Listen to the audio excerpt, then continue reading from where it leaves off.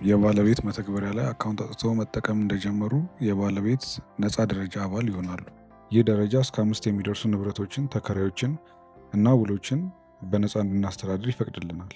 ነገር ግን የምናስተዳድረው የንብረት መጠን ከፍ ሲል ይህንን ገደብ ማሻሻል ይኖርብናል።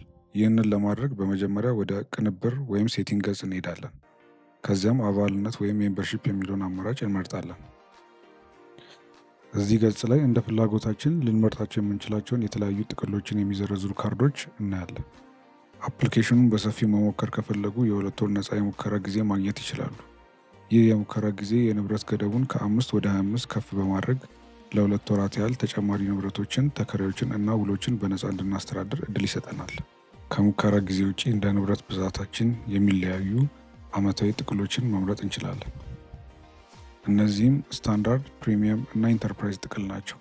ስታንዳርድ እስከ 25 ንብረቶችን ማስተዳደር ያስችላል። ፕሪሚየም መካከለኛ ደረጃ ላላቸው አከራዮች የሚሆን ሲሆን እስከ 50 ንብረቶችን ይይዛል።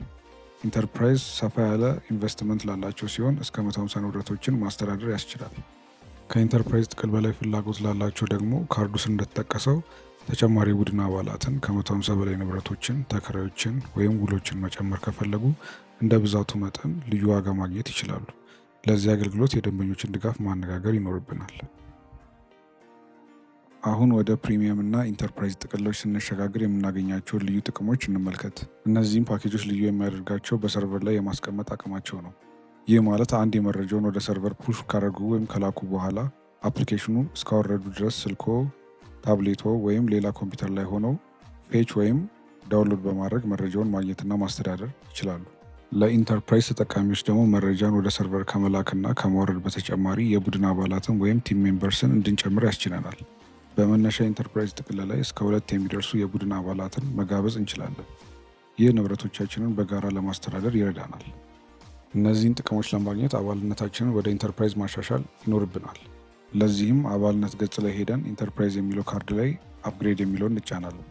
ቀጥሎም አስፈላጊ ክፍያ እንፈጽማለን። ክፍያው እንደተፈጸመ የባለቤት ቲም ክፍያውን አረጋግጦ የአባልነቱን ደረጃ ያስተካክላል። በሂደቱ ላይ ማንኛውም ችግር ካጋጠሙት የደንበኛ ድጋፍን ማነጋገር ይችላሉ።